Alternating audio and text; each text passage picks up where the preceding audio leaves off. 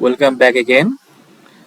This is the second part of the class test answer and discussion session.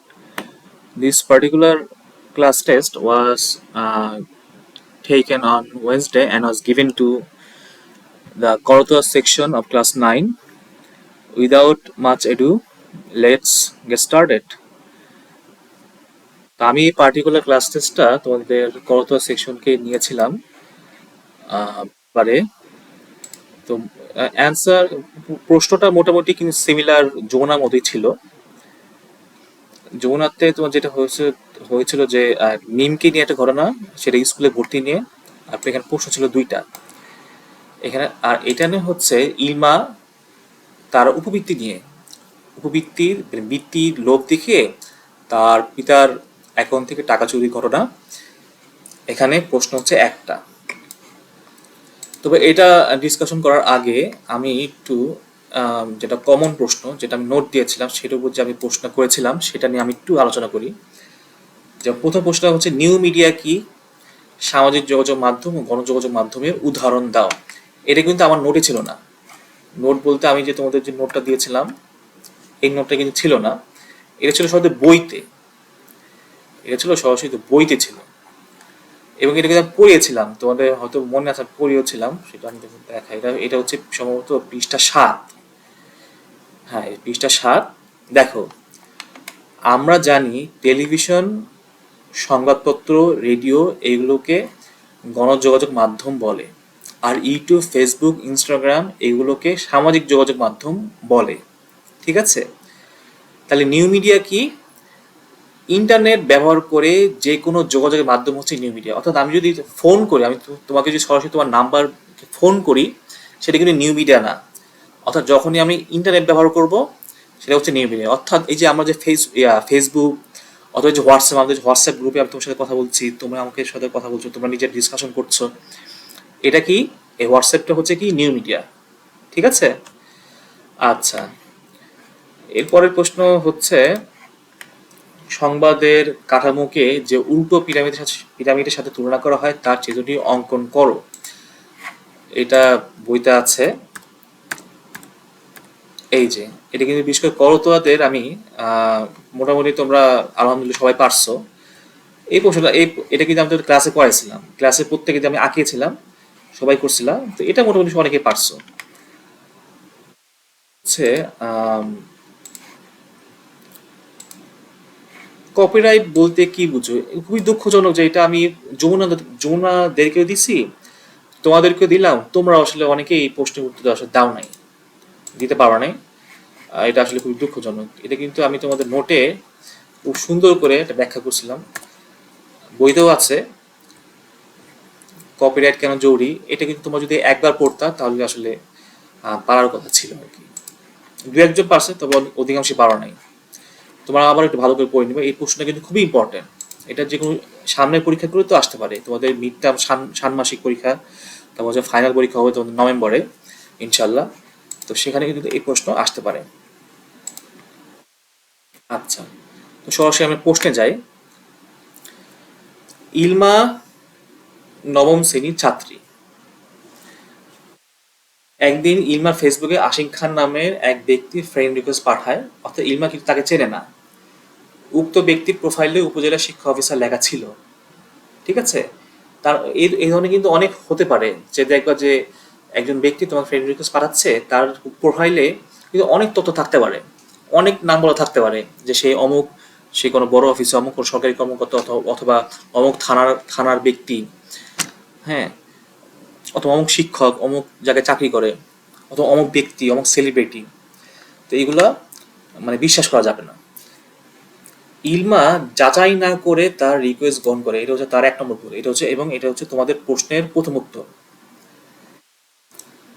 কোনো অপরিচিত ব্যক্তি, তুমি class 9-এ পড়া একটা মেয়ে, তুমি কেন, শুধু মেয়ে না, ছেলের ক্ষেত্রে একই কথা প্রযোজ্য, তুমি কেন অপরিচিত একজন ব্যক্তির রিকোয়েস্ট গ্রহণ করবা? সহজ কথা, তুমি অপরিচিত ব্যক্তি কোনো রিকোয়েস্ট গ্রহণ করবাই না। এক ব্যক্তি তুমি তাকে চেনো না, জানো না, তুমি তার রিকোয়েস্ট কেন গ্রহণ করবা? অপরিচিত কোনো ব্যক্তির রিকোয়েস্ট তুমি গ্রহণ করবাই না। কোনো ব্যক্তির ফেসবুক রিকোয়েস্ট তুমি গ্রহণ করবা না, শেষ। ওই ব্যক্তি ইলমাকে জানায় যে সরকার কর্তৃক একটি বিশেষ বৃত্তির জন্য সে মনোনীত হয়েছে। আম, এই যে সে ব্যক্তি তাকে জানাচ্ছে এইভাবে বৃত্তির আসলে নিয়ম না, তোমাকে বৃত্তি দিবে হচ্ছে স্কুল, তোমার প্রতিষ্ঠান, অথবা সরকার যদি বিশেষ কোনো বৃত্তি দিতে চায় সেটাকে ওনারা সরকার সবসময় পাবলিক করে, অর্থাৎ এটা পত্রিকায় বিজ্ঞাপন হবে অথবা সরকারি অফিস থেকে পাবলিকলি জানানো হবে। এটাকে গোপন করে কখনো সরকার বৃত্তি দেয় না, সবসময় সকল বৃত্তির ক্ষেত্রে। ব্যক্তিটি ইলমাকে জন্ম নিবন্ধন, বাবার জাতীয় পরিচয়পত্র, ব্যাংক অ্যাকাউন্ট তথ্য পাঠাতে বলে। তো এটা কখনই করা যাবে না, যে উদ্দেশ্যে হোক, হোক সে কোনো সরকারি অফিসার, হোক সে কোনো শিক্ষক, অথবা হোক সে কোনো থানার সে কোনো পুলিশ কর্মকর্তা। তোমার যদি অপরিচিত হয়, তুমি তাকে তোমার পরিবারের তথ্য, তোমার নিজের ব্যক্তিগত তথ্য কখনোই পাঠাবা, হোক সেটা কোনো তোমার ব্যক্তিগত তথ্য, তোমার মোবাইল নাম্বার, তোমার পিতামাতার কোনো সার্টিফিকেট, কোনো তথ্য তুমি তাদেরকে পাঠাবা না, কোনো কাউকে পাঠানো যাবে না, ঠিক আছে? আরেকটা কথা বলছে যে সে আরো বলে এই বৃত্তির জন্য অনেক শিক্ষার্থী রয়েছে, মানে তাকে ভুলানোর জন্য, ইলমাকে ভুলানোর জন্য বলছে যে এই বৃত্তির জন্য অনেক শিক্ষার্থী রয়েছে, তাই এই বিষয়টি যতটা সম্ভব গোপন করে রাখলে বৃত্তি পাওয়ার সম্ভাবনা বেড়ে যাবে। অর্থাৎ তুমি যত গোপন রাখবা অ্যাপ্লিকেশন তত কম হবে, তাই না? তুমি বৃত্তি পাওয়ার সম্ভাবনা বেড়ে যাবে। এখানে একটা শিক্ষা আছে, আবার একটা শিক্ষাটা হচ্ছে তুমি গোপন রাখবা না। যে কোনো ক্ষেত্রে অনেকেই ভুলটা করো, ছেলে করে মেয়েরা করে, যে কোনো একটা ঘটনা ঘটলে সেটা তোমরা তোমাদের পিতা মাতাকে জানাও না, তোমাদের বাবা মাকে জানাও না। যেমন এই ধরনের কোনো ঘটনা ঘটলেই, অথবা মানে তোমাকে যদি কেউ কোনো অফার করে, তুমি সাথে সাথে জিনিসটা তোমার পিতা মাতাকে জানাবা। ইলমা হয়তোবা তার বাবাকে জানায় না। সকল কাগজপত্র পাঠানোর পর ইলমার বাবা জানতে পারলেন তার ব্যাংক অ্যাকাউন্ট থেকে টাকা চুরি হয়েছে, ঠিক আছে? আর কিভাবে চুরি করছে?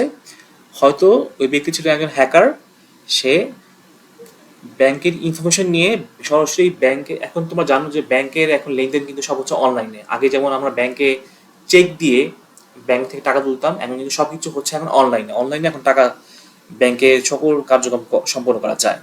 তো সে হয়তো একটা অ্যাপ ব্যবহার করে অথবা সরাসরি হ্যাকিং টুলস ইউজ করে সে ব্যাংকের পাসওয়ার্ড ক্র্যাক করতে পারে, এটা হয়েছে। কিন্তু সে যদি হ্যাকারটা যদি সরাসরি ব্যাংকের তথ্য নাই জানতো, তাহলে সে হয়তো চুরি করতে পারতো না, অথবা কঠিন হতো। ইলমা অবভিয়াসলি ঘটনার জন্য অনুতপ্ত হলো, কিন্তু অলরেডি ইটস টু লেট। পুলিশের সাইবার ক্রাইম ইউনিটে অভিযোগ জানানোর পর জানতে পারলেন সেই প্রতারক ব্যক্তি এরকম আরো কয়েকজনের কাছ থেকে বৃত্তির লোভ দেখিয়ে টাকা চুরি করেছে, তাকে ধরার জন্য পুলিশ চেষ্টা করছে। তো এটা হচ্ছে এখানে মানে মোটামুটি ইলমার জন্য এবং তোমাদের জন্য কয়েকটি শিক্ষা, যে আসলে আমরা অপরিচিত, এক নম্বর হচ্ছে কি, অপরিচিত কোনো ব্যক্তির ফ্রেন্ড রিকোয়েস্ট গ্রহণ করবো না। দুই হচ্ছে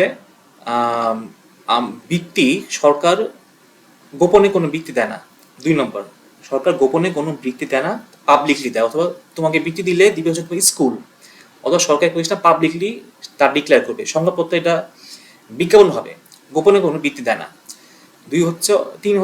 3 নম্বর কি, অপরিচিত কোনো ব্যক্তিকে আমার সে যেই হোক, সে যদি একজন ব্যক্তি ফোন দিয়ে যদি তোমাকে বলে যে আমি থানার পুলিশ, তাকেও দিবা না, তোমার ব্যক্তিগত তথ্য, তোমার সার্টিফিকেট দেওয়া না। তারপর হচ্ছে যে গোপন করার বিষয়, একটা ঘটনা ঘটলো অথবা কেউ তোমাকে অফার করলো, তুমি পিতা মাতাকে জানাবা, তো বাবা মাকে ইনফর্ম করবা যে এই ঘটনা ঘটছে, এরকম একটা অফার আসছে, আমি কি করব। এই তো 4টা শিক্ষা দিলেই মোটামুটি ভালো একটা মার্কস তোমার পেতা আর কি, এই আর কি। তো মোটামুটি এই পর্যন্তই। আশা করি তোমাদের অধিকাংশ ক্লাস টেস্ট খুব ভালো হয়েছে। তো ইনশাল্লাহ সামনে আর ভালো করে পড়াশোনা করবে। তো এই ছিল ক্লাস টেস্ট অ্যান্সার ডিসকাশন সেশনের last video. I think this is the end. I hope I will see you in the next video. Thank you.